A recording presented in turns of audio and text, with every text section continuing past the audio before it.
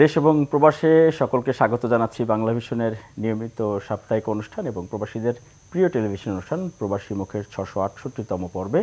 সাথে আছি মিরাজ হোসেন গাজী। প্রবাসীদের সুখ দুঃখ, সফলতা, সম্ভাবনা, নানা খবর নিয়ে প্রতি সপ্তাহে বাংলা ভিশন পর্দায় এই প্রবাসী মুখ অনুষ্ঠানের মাধ্যমে আপনাদের সামনে আমরা হাজির হই। আমাদের সাথে প্রতি পর্বেই যুক্ত হন প্রবাসী বাংলাদেশে অথবা এই বৈদেশিক কর্মসংস্থান খাত বা প্রবাস খাতের সাথে যুক্ত বিশেষজ্ঞ বিশ্লেষকরা। আজকে আমাদের সাথে দুজন অতিথি যুক্ত হচ্ছেন, দুজনই যুক্তরাজ্য থেকে। যুক্তরাজ্য প্রবাসী কিশোর মুনিয়া। কিশোর মুনিয়া, আপনাকে স্বাগত জানাচ্ছি প্রবাসী মুখ অনুষ্ঠানে। একই সাথে আমাদের সাথে ব্যারিস্টার সৈয়দ রুম্মান আছেন, যুক্তরাজ্য প্রবাসী বাংলাদেশি। আপনাকেও স্বাগত জানাচ্ছি প্রবাসী মুখ অনুষ্ঠানে। শুরুতেই আমরা এই যে ছাত্র নাগরিকদের যেই অভ্যুত্থানে শেখ হাসিনা সরকারের পতন এবং সেই অভ্যুত্থানের বিজয়ের 1 মাস পূর্তি হয়ে গেছে এর মধ্যে 5 সেপ্টেম্বর। সেই উপলক্ষে বৃহস্পতিবার ঢাকা সহ সারা দেশে নানা আয়োজন ছিল। ঢাকায় শহীদি মার্চ কর্মসূচি পালিত হয়েছে। এই যারা শহীদ হয়েছেন, যারা আত্মত্যাগ করেছেন, তাদের সকলের প্রতি শ্রদ্ধা জানাচ্ছি। একসাথে প্রবাস থেকে যারা এই যে ছাত্র নাগরিক অভ্যুত্থানে এবং আন্দোলনে যারা সমর্থন জুগিয়েছেন নানাভাবে, তাদের সকলকে শুভেচ্ছা এবং অভিনন্দন জানাচ্ছি। আজকে দুজন অতিথি এবং যেই আলোচনা শুরু করছিলাম, আমি একটু কিশোর মুনি আপনার কাছে একটু আসতে যাচ্ছি। এই যে পরিবর্তন বাংলাদেশে এবং সেটির ছোঁয়া তো নিশ্চয়ই প্রবাসেও লেগেছে এবং প্রবাসীদের অনেক অবদান আছে এই আন্দোলন সংগ্রাম বা এই বিপ্লবে, যেটি অন্তর্বর্তীকালীন সরকারের প্রধান উপদেষ্টা ডক্টর মোহাম্মদ ইউনূস তিনিও ওনার ভাষণে, জাতির উদ্দেশ্যে দেওয়া ভাষণে কিন্তু প্রবাসীদের স্মরণ করেছেন। আপনার একটু প্রতিক্রিয়া শুনতে চাই। মানে এটা তো অসম্ভব একটা দারুণ ব্যাপার। ওনার মতো একজন গুণী মানুষ আমাদের এই সরকার গঠনে এসছেন, এটা মানে অসম্ভব একটা অদ্ভুত একটা ব্যাপার করছে। তার আগে বাংলাদেশের এবং আপনাকে মানে ধন্যবাদ জানাচ্ছি এরকম একটা আয়োজন করবার জন্য এবং এমন একটা স্পেশাল ডেতে আমাকে ইনভাইট করার জন্য আপনাদের সকলকে অনেক অনেক ধন্যবাদ। আর একটু আনন্দ লাগছে বেশি আজকে এখন স্পেশাল ডেতে আপনাদের সাথে বসতে পেরে। ঘটনাটা হচ্ছে, যখন এরকম একটা আন্দোলন চলছে ঠিক সেই সময়টাতে আমি বাংলাদেশে ছিলাম। ঠিক 1 মাস আগে আমি 18 জুলাই বাংলাদেশে যাই। তখন একটা অন্য রকমের একটা বাংলাদেশ, স্পেশালি ঢাকাতে, যেহেতু আমি থাকি, ঢাকা ছিল। তো এরপর থেকে এটা অন্যরকম একটা সাফোকেশনের সময় যাচ্ছিল আমার, যে কেমন করে মানে এই দিনগুলোর আসলে একটা উত্তরণ ঘটবে, মানে এরকম একটা দম বন্ধকর পরিবেশ, মেনে নেওয়া যাচ্ছিল না অনেক কিছু। মানে বাসার সবার মানা করা সত্ত্বেও, যেহেতু বাইরে থেকে এসেছি বাংলাদেশে কিছুদিনের জন্য ছুটিতে, কিন্তু কেউ আমাকে আটকাতে পারেনি। আমি গিয়েছিলাম প্রতিটা জায়গাতে, যেখানে ছাত্ররা ডেকেছে চেষ্টা করেছি তাদের সাথে শরিক হওয়ার জন্য।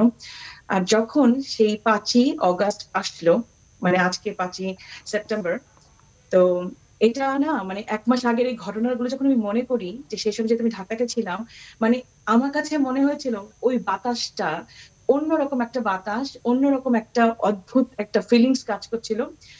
5 তারিখটা আসলে একটা মানে ভাষায় প্রকাশ মানে করার মতো এটি কি ভাষা আমার অভূতপূর্ব একটি দৃশ্য ডিকশনে নেই। সেদিন ছিল। আমরা গণ অভ্যুত্থান, গণ আন্দোলন, গণবিপ্লব এগুলো আমরা শুনি, কিন্তু আসলে 5 আগস্ট যেটি দেখেছি, মানে এই যে জনতার যে বিজয় এবং এতটা সুশৃঙ্খলভাবে লাখ লাখ মানুষ রাস্তায় ছিল, যেটি আপনি বলছিলেন, নিশ্চয়ই সেই অনুভূতি আসলে আমাদের সবার মনে আজীবন থাকবে ইতিহাসে। ভাষা নেই জি। আসলে ভাইয়া আর মিরাজ ভাই, সেই ভাষাটা আমি জানি না কিভাবে প্রকাশ করবো। মানে আমি সো ব্লেসড যে আমি ওই মোমেন্টে বাংলাদেশে ছিলাম, ঢাকাতে ছিলাম। এবং সবচেয়ে ভালো লেগেছিল আমাদের জনতাদেরকে দেখে, যে এত সুশৃঙ্খল ভাবে তারা প্রত্যেকটা কাজ করছিল। ভয় লাগছিল যেহেতু অনেক লুটপাটের ঘটনা ঘটেছিল, অনেক কিছু ঘটছিল। আমি ভাবছিলাম যে এইগুলা আবার সাধারণ মানুষের উপরে সে এফেক্ট করে কিনা, যেহেতু লুটেরারা যারা ছিল, যারা মানে সবাই তো আসলে লুট করেনি যারা ছিল, তো সেটা আবার অন্য সাধারণ মানুষের উপর এফেক্ট হয় কিনা। দেখলাম যে না, তারা এতটাই সুশৃঙ্খল ছিল, তাদের রাগ দুঃখ ক্ষোভ যেখানে ছিল শুধু ওটুকুই প্রকাশ করেছে, বাট বাকি মানুষরা কিন্তু সেফ ছিল। কোনো মানুষ সেদিন কিন্তু কোনো নিরাপত্তা বাহিনীর কেউ ছিল না, পুরো ঢাকা কিন্তু পুরো ওপেন ছিল, মানে লাখ লাখ বা মানুষ, পুরো মানে বাংলাদেশ বলা ওপেন চলে ছিল। যে একেবারে নিজেদের দায়িত্বে সবাই কতটা ভাবতো এবং সবাই মানে জি। এতটা দায়িত্বশীল জনতা আমি দেখে আমার মানে I can't express my language বা স্পিচ। জি, আমরা খুব আসবো ভালো লাগছে আপনার যখন ডক্টর ইউনূসের মতো। অনুভূতি এবং আপনার চোখে মুখে আমরা সেটি দেখতে পাচ্ছি যে সেদিনের যেই বিজয়ের যেই আনন্দ, যেই উচ্ছ্বাস, যেই স্বাধীন মুক্ত বাতাসে যেই মন খুলে চলা বা মন খুলে কথা বলা, সেই অভিব্যক্তি আমরা দেখছিলাম। একটু ব্যারিস্টার সৈয়দ রুম্মান, আপনার কাছে একটু একই বিষয়ে একটু প্রশ্ন, আপনার একটু অনুভূতি যে এটি তো আসলে মানে একেবারে সবার জন্যে বিজয়, সবার জন্য একটি আনন্দের দিন ছিল, যেটি আমরা বুঝতে পেরেছি বা মানুষের কাছে যেটুকু জানতে পেরেছি। আপনার একটু যদিও অনুভূতি বা প্রতিক্রিয়া। আসলে আমি সবসময় একটা আফসোস করতাম যে আমি 71 আমি দেখিনি, এবং আমার সেটি আমাকে অনেক তাড়া করতো। এবং আমি আসলে 71-এর বিভিন্ন কিছু যখন আমি পড়তাম কিংবা আমি দেখতাম, তখন কিন্তু আমি আবেগ আপ্লুত হয়ে যেতাম। কিন্তু 71 আমি দেখিনি, কিন্তু আমি 2024 আমি এই লাল জুলাই আমি দেখেছি। আমি যখন সাবেক প্রধানমন্ত্রী রাজাকার নিয়ে যে যখন উনি উনি যখন স্যাটায়ার এবং উনি যখন এটা নিয়ে পিঞ্চ করলেন ছাত্রদের, তখন কিন্তু তার 3 দিন আগে আমি আসলে বাংলাদেশ থেকে এলাম। আমি বাংলাদেশে ছিলাম প্রায় অনেকদিন, 3 মাস ছিলাম। আসার পরে যেটা হলো যে যখন দেখলাম যে এই এই কথাটার পরে ছাত্র জনতা আসলে তারা এটাকে তারা পছন্দ করেনি, এবং এটা আসলে বিপ্লবকে ত্বরান্বিত করেছে। এবং তার ধারাবাহিকতায় আহ, যে আবু সাইদের যে মৃত্যুটা, যে আমরা জানি নূর হোসেনকে আমি সম্মান করি, নূর হোসেন গুলি খেয়েছিল, কিন্তু আমার কাছে মনে হয়েছে যে আবু সাইদ গুলি নিয়েছে, সে বুক পেতে গুলি নিয়েছে।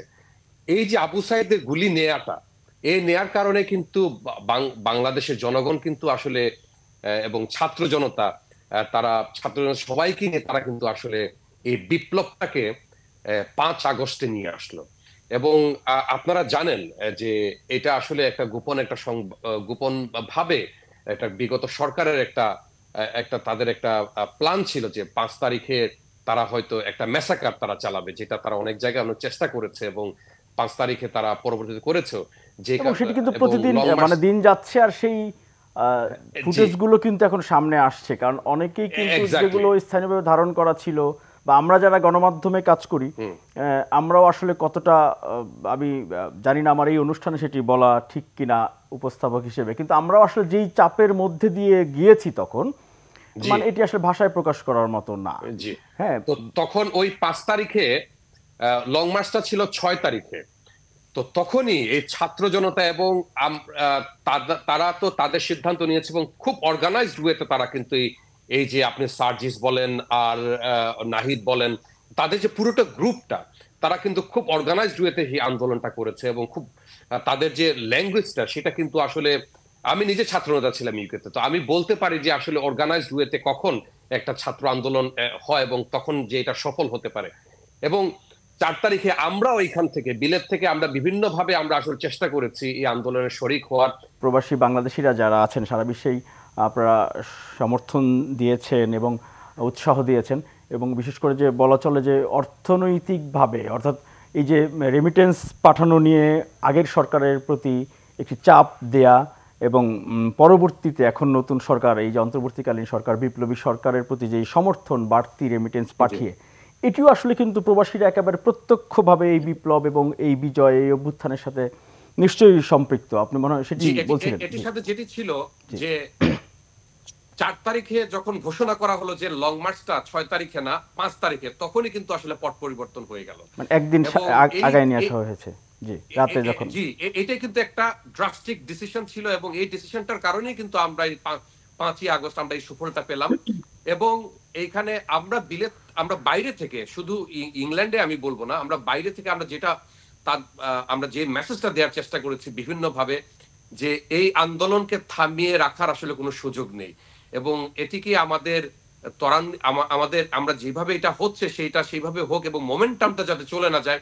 কারণ অনেক রক্ত ঝরেছে, এভাবে করে একটা ফ্যাসিস্ট সরকারের অধীনে থাকতে পারে না একটি দেশ, এবং কিছু যেখানে কিছু কিছু গণহত্যা দৃশ্য আমরা এখন আসলে দেখছি, হচ্ছে। যেটি আসলে এই যে একটি সাধারণ আন্দোলন, কোটা সংস্কার ইস্যুতে যে আন্দোলন, সেটি যে কখন গণ অভ্যুত্থানে রূপ নেয়, সেটি আসলে রক্তের উপর দিয়ে যখন আসলে মানুষকে হাঁটতে হয়েছে, সেই পরিস্থিতিতেই কিন্তু আসলে এটি অনেকেই প্রশ্ন করেন, বা বিভিন্ন সময় আমরা দেখেছি আগের সরকারের অনেকেই এই ব্যাপারটি বলতেন, কিন্তু মানুষ তো মৃত্যু এবং কত নৃশংস হত্যাকাণ্ড, সেটি তো নিশ্চয়ই আমরা এখন আস্তে আস্তে দেখাতে পারছি, গণমাধ্যমগুলো সেগুলো এখন তুলে আনছি। আমরা কিশোর মুনিয়া আপনার কাছে একটু আসতে যাচ্ছি যে এই যে একটি কোটা সংস্কার ইস্যুতে একটি আন্দোলন, সেটি ঢাকা বিশ্ববিদ্যালয় কেন্দ্রিক ছিল, এরপরে সারা দেশ এবং সারা বিশ্বে বাংলা ভাষাভাষী যারা আছেন সবার মাঝে ছড়িয়ে গেল, এবং শেখ হাসিনার মতো প্রধানমন্ত্রী যিনি দুদিন আগেও ক্ষমতা আঁকড়ে রাখার জন্য সর্বোচ্চ চেষ্টা করেছেন। কি মনে হয়, কিভাবে আপনার কাছে কি মনে হয় যে কোটা সংস্কার এক আন্দোলন, একটি শিক্ষার্থীদের আন্দোলন থেকে গণ অভ্যুত্থান? এটা আসলে কোটা সংস্কার বা বাংলা ব্লকেট দিয়ে যেটা শুরু হয়েছিল, তারপর সেটা আস্তে আস্তে কোটা সংস্কারে চলে গেল। তো ব্যাপারটা হচ্ছে যে সবার মনেই কিন্তু একটা ক্ষোভ ছিল, কারণ স্বাধীনতার 56 বছর বয়সে এসে মানে বাংলাদেশে যে যেভাবে আসলে ভাবে চলছে, শিক্ষার্থীদেরকে নির্যাতন করা হচ্ছিল, মানে গুলি করা, নির্যাতন করা, ক্ষমতাসীন দলের ছাত্র সংগঠন তারা নির্বিচারে ঢাকা বিশ্ববিদ্যালয় সব বিভিন্ন ক্যাম্পাসে যেভাবে আসলে হত্যাযোগ্য বলি আর এই যে জুলুম নির্যাতন, নিশ্চয়ই তো সেখান থেকে এটা মানুষের আসলে মনে গত, ক্ষোভটা। হ্যাঁ ওটাই আর কি, মানুষের মনে ক্ষোভ তৈরি হচ্ছিল। এটা আসলে একদিনের কোনো ক্ষোভে কিন্তু আজকে কিন্তু আমরা 5ই আগস্ট পাইনি, এটা কিন্তু দীর্ঘ বছরের পর বছরের নির্যাতন, শোষণ, নিপীড়নের ফলে মানুষের কথা বলার ভাষাটা কিন্তু কেড়ে নিয়েছিল। আমি যেটা বলছিলাম যে 5 তারিখে আমার মনে হচ্ছে যে আমি কথা বলতে পারছি, নিঃশ্বাস নিতে পারছি, though I am not living in Bangladesh, আমি বাইরে থাকি, তারপরেও আমার মনে হচ্ছিল যে আমার এই দেশে গত 15টা দিনে আমার যেভাবে নিঃশ্বাস বন্ধ ছিল, আমি 5 তারিখে 5ই আগস্টে মনে হচ্ছিল যে নিঃশ্বাস নিচ্ছিলাম। তো এটা আমার যদি এরকম ফিলিংস হয়, যারা রেগুলারলি ওখানে বসবাস করছে তাদের ফিলিংসটা এখন কেমন হবে প্রবাসীদের সেটা মধ্যে কিন্তু আপনাদের যারা প্রবাসী, যারা আপনাদের বন্ধু বান্ধব স্বজন, যারা যাদের সাথে আপনারা কলিগ যারা আছেন, তাদের মনে আসলে এটির প্রভাব কেমন পড়েছে? প্রভাব, এটা সত্যিকার অর্থে বলবো যে ডেফিনেটলি, মানে সত্যি কথা যেটা, যে কিছু মানুষ যারা সরকারের পক্ষে ছিলেন তারা তো চুপ ছিলেন, তারা ভাবছিলেন যে হয়তোবা সবকিছু হয়তোবা ঠিকঠাক হয়ে যাবে, কেউ কথা বলেনি, কি কেন কথা বলতে আসবো। আর যারা আসলে সত্যিকার অর্থে দেশকে ভালোবাসে তারা ভয় পায়নি, তারা এগিয়ে এসছে, তারা নানা রকমের শিকার দেশ বিদেশে সবখানেই হয়েছে। দেশে মানুষ মারা গিয়েছে, কিন্তু প্রবাসে যারা ছিল তারাও কিন্তু নানা রকমের কিছু সম্মুখীন তারা হয়েছে। ওই যে বললাম সরকার হয়তোবা ঠিকঠাক হয়ে যাবে, কেন কথা বলবো, এই কারণেই তারা চুপচাপ ছিল। কিন্তু সারা বাংলাদেশে, শুধু বাংলাদেশ বলবো না, পৃথিবী ব্যাপী যে আন্দোলনটা হয়েছে, সেটার ফল হিসেবে কিন্তু আমরা দেখেছি যে একজন দম্ভকারী দম্ভ কিভাবে চূর্ণ হয়ে গেল। মানে যখন মার্চ টু ঢাকা 6 তারিখ থেকে 5 তারিখে নিয়ে আসা হলো এবং 4 তারিখে যেভাবে মানুষ মারা হলো, এরপরে আমাদের কারোর কিন্তু ঘুম নাই যে কি হবে 5 তারিখে মার্চ টু ঢাকাতে। সেটার ফল যে দুপুর 2টা থেকে 2:30টার মধ্যে আমরা দেখে ফেলবো, এটা আসলে কিন্তু কল্পনাও আমরা করিনি।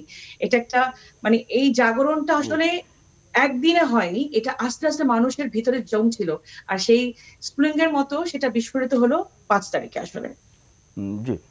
প্রবাসে যারা, আমি যেটি বলছিলাম যে আপনাদের যারা প্রবাসে যারা আছেন, যে আপনাদের সহকর্মী, বন্ধু, আত্মীয় স্বজন, যারা পরিচিত জন, আমাদের তাদের মধ্যে সহকর্মী যারা আসলে ছিল তারা যারা হয়তো দেশে এই তারা সময় ছিলেন না বা নানাভাবে দেখেননি, তাদের মধ্যে কেমন প্রভাব পড়েছে? তারা নানাভাবে কিন্তু এই জাগরণের সাথে তারা ওতপ্রোত ছিল। সেটা তো রেমিটেন্স দিয়ে ছিল, বন্ধ করা হয়ে গিয়েছিল সেই সময়টাতে। শুধু তাই নয়, তারা এখানকার যারা শহীদ মিনার আছে, আলতাফ আলী পার্কে, তারা কিন্তু এখানে একত্রিত হয়েছে, গণজাগরণমূলক গান গেয়েছে।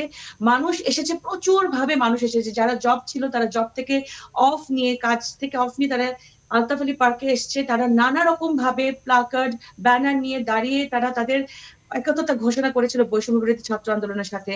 এটা আসলে যেমন জোয়ারটা আমরা বাংলাদেশে দেখেছি, ঠিক জোয়ারটা আমাদের এই লন্ডনেও এসেছে।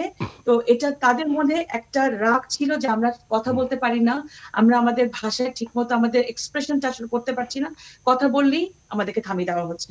তো ওই বহিঃপ্রকাশটা প্রবাসেও ঠিক একইভাবে এসেছে। সেটা শুধু 5 তারিখে না বা 4 তারিখে না বা 3 তারিখে না, সেই সব জুলাই সময় যে মাস, এটি জুন এটি মাস থেকে যখন, জি চলছে। জুন আসবো মাস আবার। থেকে তো আসলে আন্দোলনটা শুরু হচ্ছিল। তো সেটা আমরা জুলাই মাসে গিয়ে তার আসলে বহিঃপ্রকাশটা বেশি দেখি। জি, ব্যারিস্টার সৈয়দ রুম্মান, আপনার কাছে একটু আসতে চাচ্ছি যে প্রবাসে আসলে যারা আছেন, আপনাদের বন্ধু, কলিগ বা অন্য পরিচিত জন, যারা হয়তো এটির কাছ থেকে দেখেননি, দেশে আসেননি, তাদের মনে আসলে কেমন অনুভূতি তাদের প্রকাশ করছে কেমন? অনুভূতিটা আসলে আন্দোলনের সময় যদি বলি, অনুভূতিটা মুনিয়া আপু অনেক কিছুই আসলে বলেছেন। তো পার্টিকুলার আন্দোলনের সময়টা কথা বললে যেই জিনিসটা সবার মনে কাজ করেছে এবং আমার মনেও কাজ করেছে, আমি নিজেও আসলে বাংলাদেশে দুই একবার আমি গিয়েছি, খুব ভয়ে ভয়ে গিয়েছি, কারণ অনেক কিছু আসলে আমার এগেনস্টে ছিল। তো যেই জিনিসটা আসলে কাজ করেছে, মানুষ যে আগে একটা ভয় পেত কথা বলতে গিয়ে, মানুষের এই ভয়টা ভেঙে গিয়েছে। এই যে আন্দোলন, যখন আবু সাইদের গায়ে গুলি আসলো, মানুষ কিন্তু আর ঘরে বসে থাকলো না, ভয়টা ভেঙে গেছে যে যা হবে হবে, আমি প্রবাসে থাকি আর যেখানে থাকি, আমি এর প্রতিবাদ আমি করতে হবে, আমি সত্যের পথে আমি কথা বলতে হবে, আমি এই এই ফ্যাসিস্টের এগেনস্টে আমার কথা বলতে হবে। এবং এইখানে যারা, আমি বললাম যে আমি বাংলাদেশ থেকে আসলাম, এসেছিলাম আমার প্রফেশনাল কাজে, কিন্তু প্রফেশনাল কাজ কি, আমি ওই বিগত 1 মাস আমি কোনো কাজ করতে, ওই আন্দোলনের সময় আমি কোনো কাজ করতে পারিনি। শুধু আমি না, আমার কলিগস, আমি দেখেছি আরো বিভিন্ন জায়গায় অনেকেই তারা কাজ করতে পারেনি।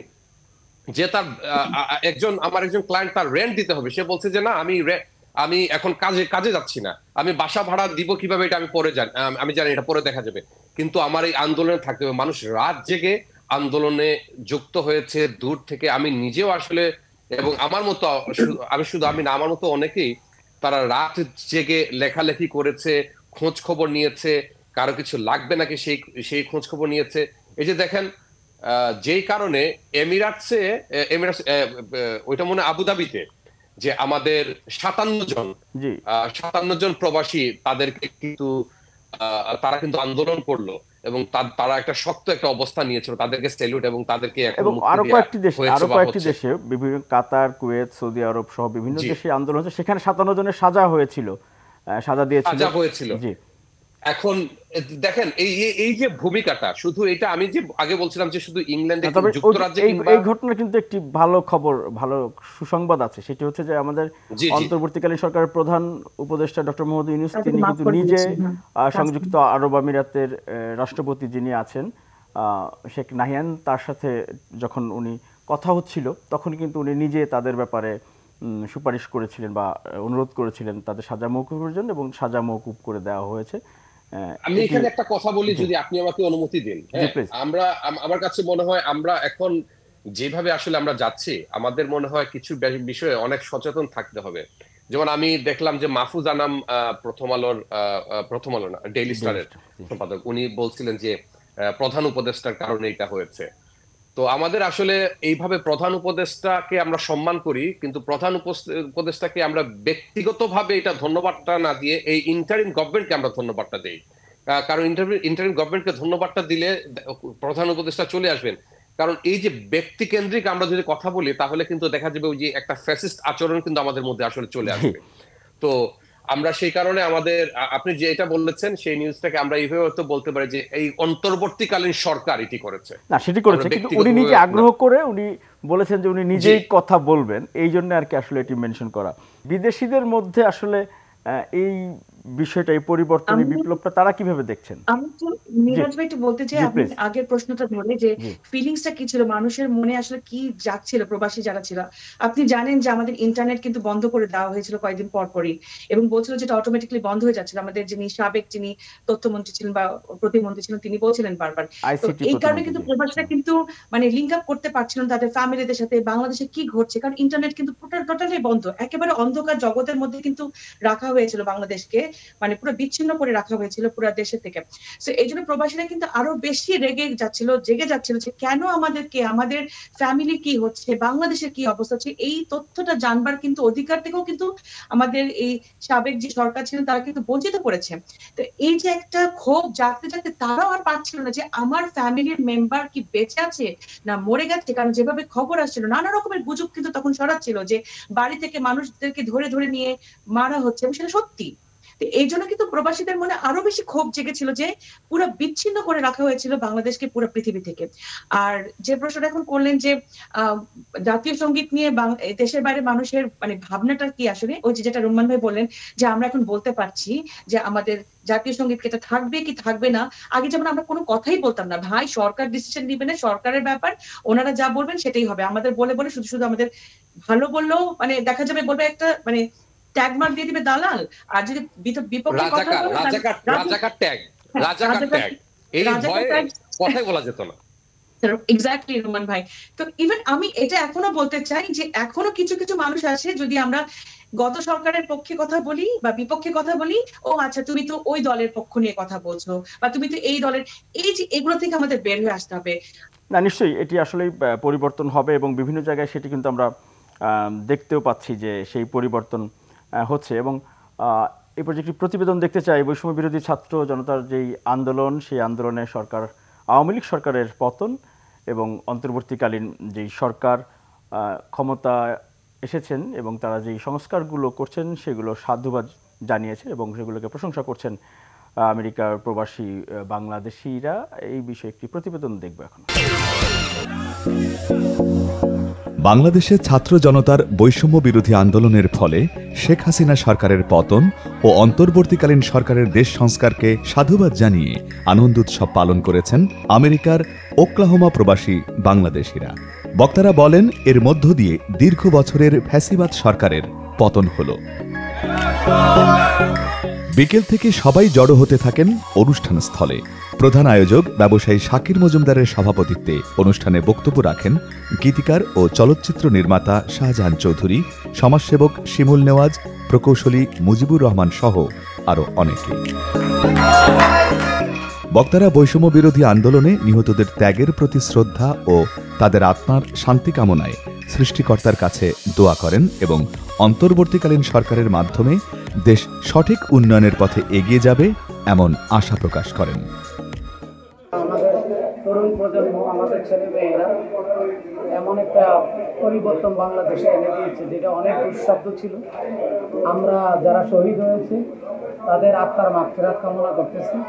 দেশ সুন্দরভাবে আগাক, গণতান্ত্রিক দেশ হোক, সুশিক্ষা থাকুক, সচেতন জাতি থাকুক, দুর্নীতিমুক্ত বাংলাদেশ থাকুক, এটা আমাদের প্রতিদিনের প্রত্যাশা। একটি নতুন সুখী বাংলাদেশের প্রত্যাশায় আমরা সবাই এখানে জড়ো হয়েছি। আমাদের নতুন অন্তর্বর্তীকালীন সরকারের কাছে আমাদের আশা থাকবে একটি সুখী সমৃদ্ধিশালী বাংলাদেশ গঠন করার। প্রায় অর্ধশত বাংলাদেশি প্রবাসীর উপস্থিতিতে প্রধান আয়োজক শাকির মজুমদার গরু জবাই করে আগতদের আপ্যায়নের ব্যবস্থা করেন।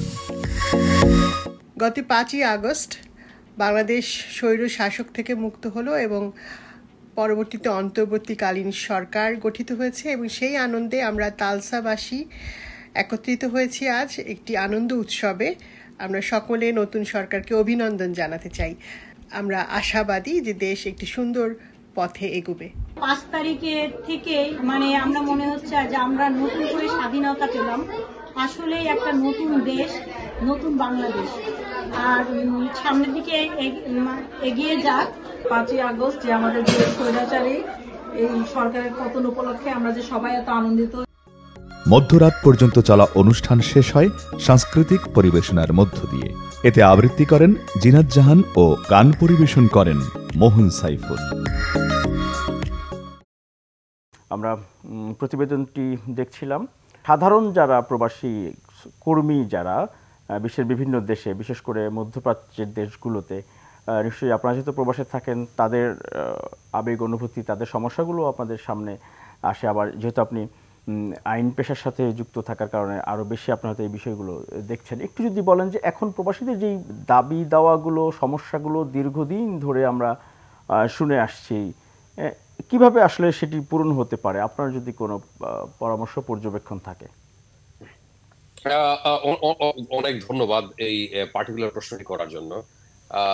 আসলে বিভিন্ন জায়গায় যারা প্রবাসী আছে তাদের বিভিন্ন সমস্যা, এবং সবাই যে সমস্যাটির কথা প্রথমেই বলেন, প্রথম যে দুটি সমস্যার কথা বলেন, একটি হচ্ছে যে যখন বাংলাদেশে প্রবাসীরা আসেন তখন তারা ভালো ট্রিটমেন্টটা পান না, সঠিক ব্যবহারটা পান না, সঠিকভাবে তাদেরকে আসলে রিসিভ করা হয় না। এটা একটা জিনিস। আরেকটা হলো যখন প্রবাসীরা থাকেন বিভিন্ন যে আমাদের যে কনসুলেট, যে আমাদের হাই কমিশন আছে, সেখান থেকে তারা প্রপারলি সার্ভিসগুলো পান না। তো এই দুইটা জিনিস কিন্তু অনেক ইম্পর্টেন্ট। তারপরে আছে প্রবাসীদের যে যারা পার্টিকুলার, আমি বিলেতের বলবো কিংবা আমেরিকা কিংবা অন্যান্য জায়গায় যারা আছেন, যারা বাংলাদেশে ইনভেস্ট করতে চান, এই ইনভেস্ট করতে গিয়ে অনেক সময় অনেক ধরনের আসলে তারা অনেক অসুবিধা আসলে ফেস করেন। যে আমাদের সাধারণ যারা প্রবাসী কর্মী যারা আসলে বিভিন্ন দেশে কাজের জন্য, চাকরির জন্য যারা যান, তাদের যে দাবি দেওয়াগুলোর কথা বিভিন্ন সময় আমরা শুনি। আপনি একটু যদি বলেন আপনার পর্যবেক্ষণ কি আছে বা তাদের জন্য কি করা যেতে পারে। আচ্ছা, এই ব্যাপারে বেসিক্যালি রুম্মান ভাই যেহেতু উনি আইনগত পেশাতে আছেন, উনি ভালো বলতে পারবেন। বাট অ্যাজ এ সাধারণ নাগরিক হিসেবে আমার যেটা বলা, যে যখন আমরা দেশের বাইরে আসব, যখন কোনো এজেন্সির থ্রুতে আমরা আসবো, একটু ভালো মতো একটু বিবেচনা করে আসা উচিত যে আসলে ওই দেশে গিয়ে আমার ভবিষ্যৎটা কি। আমরা অনেক সময় ভাবি যে বিদেশ জীবন হচ্ছে সবকিছু রেডি করা থাকে, গেলেই সবকিছু পাবো, বাট আসলে তা না। যখন তারা এসে পড়ে, এই আসার পরে কিন্তু ভোগান্তিটা আসলে বেশি পড়ে, এবং যে এজেন্সির থ্রুতে তারা আসে তারা কিন্তু তখন এসব ব্যাপারে কোনো কিন্তু ওটাকে কি বলে যে কোনো রেসপন্সিবিলিটি নিতে চায় না।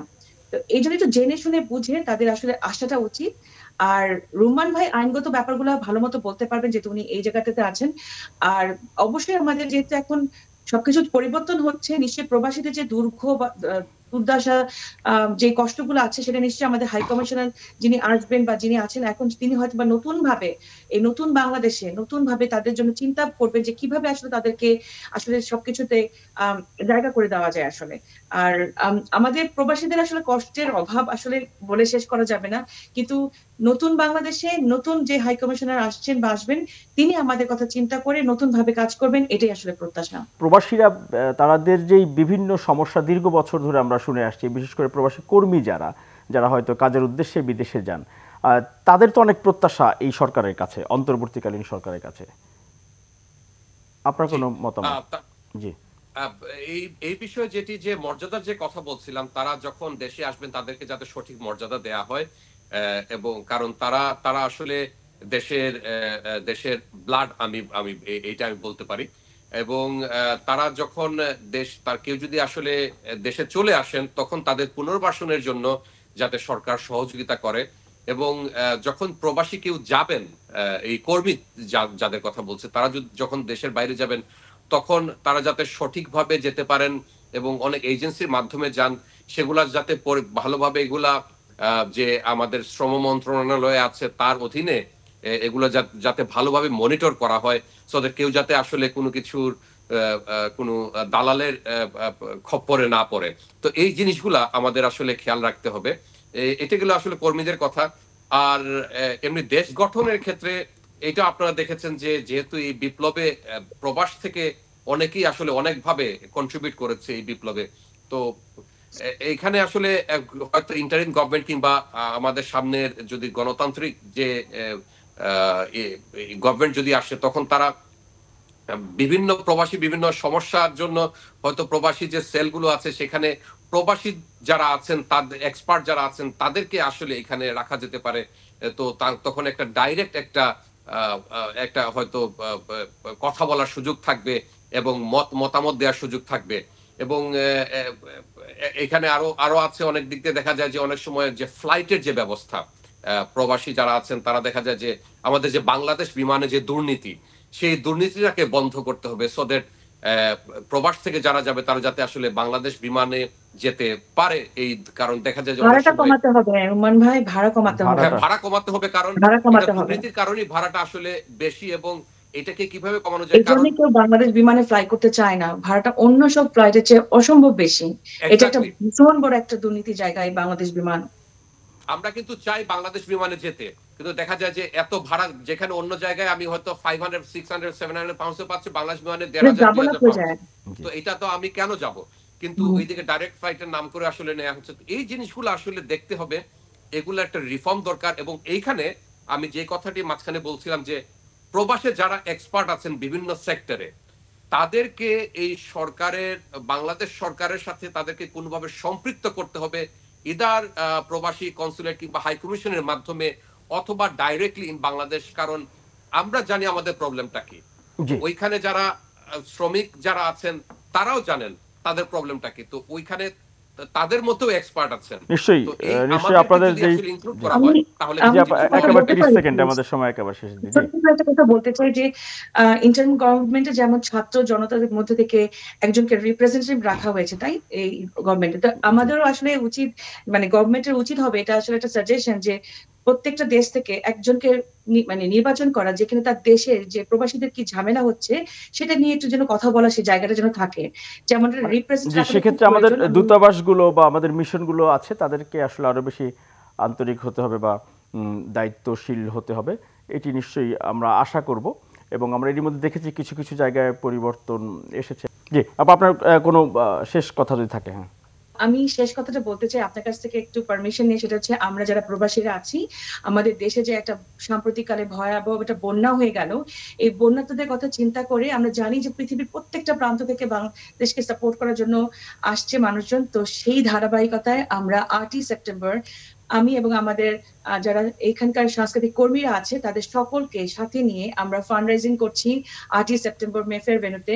আমি আপনার মাধ্যমে, বাংলা ভিশনের মাধ্যমে সকল বাংলাদেশিকে দোয়া করতে বলি এই কারণে যেন আমাদের দেশে যে মানে দুর্যোগ চলছে সেটা যেন আমরা উতরে উঠতে পারি, এবং 8ই সেপ্টেম্বর মেফেয়ার ভেন্যুতে যে concert for life, concert for Bangladesh হচ্ছে আমাদের দেশের মানুষের জন্য ফান্ডরাইজ করতে যাচ্ছি, সকলকে আহ্বান জানাচ্ছি আসবার জন্য বাংলা ভিশনের থ্রুতে। যারা প্রবাসী যারা আছে, লন্ডনে যারা আছে, তারা আসবেন 8ই সেপ্টেম্বর মেফেয়ার ভেন্যুতে। অবশ্যই এমন একটি মানবিক উদ্যোগে নিশ্চয়ই প্রবাসী যারা আছেন লন্ডনে তারা অবশ্যই যুক্ত হবেন। আপনাদেরকেও যারা আয়োজন করছেন তাদেরকেও অসংখ্য ধন্যবাদ জানাচ্ছি। আমাদের অনুষ্ঠানের শেষ একেবারে আপনাদের দুজনকেই অসংখ্য ধন্যবাদ আমাদের আজকের প্রবাসী মুখের এই পর্বে যুক্ত হওয়ার জন্য, এবং খুবই গুরুত্বপূর্ণ এবং সুন্দর কিছু পরামর্শ এবং মতামত আমরা শুনলাম। আমরা একটু পরিবর্তনের একটা প্রতিবেদন দেখতে চাই, সেটি হচ্ছে কুয়েতে বাংলাদেশ দূতাবাসে গণশুনানি এবং অভিযোগ বক্স স্থাপন করা হয়েছে, এবং এখন প্রবাসীরা সেখানে তাদের যে অভিযোগ সমস্যাগুলো সেখানে সরাসরি জমা দিতে পারবে, এবং প্রতি মাসের দ্বিতীয় রবিবার গণশুনানির আয়োজনের সিদ্ধান্ত নিয়েছে বাংলাদেশ দূতাবাস কুয়েত। প্রতিবেদন দেখব। কুয়েতে বসবাসরত বাংলাদেশিদের বিভিন্ন সমস্যা জানা ও তা সমাধানে প্রয়োজনীয় পদক্ষেপ গ্রহণের লক্ষ্যে এবং দূতাবাসের সামগ্রিক সেবা প্রদানে কাজের স্বচ্ছতা, জবাবদিহিতা বজায় রাখা তথা পাসপোর্ট ও কনসুলার সেবার মান বৃদ্ধির উদ্দেশ্যে প্রতি মাসের দ্বিতীয় রবিবার গণশুনানি আয়োজনের সিদ্ধান্ত নিয়েছে বাংলাদেশ দূতাবাস কুয়েত। বাংলাদেশের জাতীয় মিডিয়ায় কর্মরত প্রবাসী সংবাদকর্মীদের সঙ্গে মতবিনিময়ে কুয়েতে নিযুক্ত বাংলাদেশের রাষ্ট্রদূত মেজর জেনারেল সৈয়দ তারেক হোসেন একথা বলেন। আগামী 8 সেপ্টেম্বর রবিবার দুপুর 2টায় দূতাবাসের হলরুমে গণশুনানি অনুষ্ঠিত হবে। উক্ত গণশুনানি সবার জন্য উন্মুক্ত এবং যে কোনো আগ্রহী ব্যক্তি অংশগ্রহণ করতে পারবেন। গণশুনানিতে রাষ্ট্রদূত উপস্থিত থাকবেন। আমরা এখানে গণশুনানির আয়োজন করছি প্রতি মাসের দ্বিতীয় রোববার দিনে। যারা এখানে বিভিন্ন কনসুলার সেবার জন্য আসেন তাদের কাছ থেকে তাদের মতামত, যদি তাদের কোনো অভিযোগ থাকে, তাদের কোনো সুপারিশ থাকে, সেগুলো আমরা গ্রহণ করব এবং সে অনুযায়ী আমাদের কনসুলার সেবার মানটা আরও উন্নত করার জন্য আমরা চেষ্টা চালিয়ে যাচ্ছি। এছাড়াও দূতাবাসে অভিযোগ বাক্স রাখার কথা জানান রাষ্ট্রদূত, যেখানে প্রবাসীরা তাদের মতামত ও পরামর্শ অভিযোগ অনুযায়ী কনসুলার সেবার মান বৃদ্ধি করা হবে। আমরা একটা অভিযোগ বাক্স খুলেছি, যেখানে আমরা আমাদের যে কনসুলার সেবা নেওয়ার জন্য প্রবাসী বাংলাদেশি যারা আসেন তাদের মতামত, তাদের সুপারিশ বা যদি অভিযোগ কোনো থাকে সেগুলো গ্রহণ করছি আমরা, এবং সে অনুযায়ী আমাদের কনসুলার সেবা মান বৃদ্ধি করছি। রাষ্ট্রদূত মেজর জেনারেল সৈয়দ তারেক হোসেনের সঙ্গে প্রবাসী সংবাদকর্মীদের বৈঠকে উপস্থিত ছিলেন কুয়েতে বাংলাদেশ দূতাবাসের কাউন্সিলর ও দূতালয় প্রধান মোহাম্মদ মনিরুজ্জামান সহ কুয়েতে বাংলাদেশ প্রেস ক্লাবের নেতারা। আমরা প্রতিবেদন দেখছিলাম এবং আশা করছি যে আমাদের যে দূতাবাসগুলো, মিশনগুলো আছে বিশ্বের বিভিন্ন দেশে, তারা অবশ্যই আমাদের যারা প্রবাসী কর্মীরা আছেন তাদের স্বার্থ, তাদের সমস্যাগুলো সমাধান করার জন্য এবং আগের যেই ধারাবাহিকতা ছিল সেখান থেকে বেরিয়ে এসে মানবিক এবং পরিবর্তনের যেই অঙ্গীকার নিয়ে অন্তর্বর্তীকালীন সরকার এবং ছাত্র জনতা যে আন্দোলন এবং সংগ্রাম করে অভ্যুত্থান করে একটি পরিবর্তন আনতে চেষ্টা করছে সবাই মিলে, সেখানে সবাই আমরা শরিক হব এবং অবশ্যই প্রবাসীদের দিকে বিশেষ নজর রাখবো, কারণ তাদের পাঠানো রেমিটেন্সে আমাদের দেশের অর্থনৈতিক চাকা সচল এবং গতিশীল থাকছে।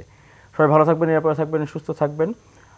দেশে এবং প্রবাসে যারা প্রবাসী মুখের আজকের এই পর্ব দেখলেন সবাইকে আবারও শুভেচ্ছা এবং অভিনন্দন আছে। আল্লাহ হাফেজ।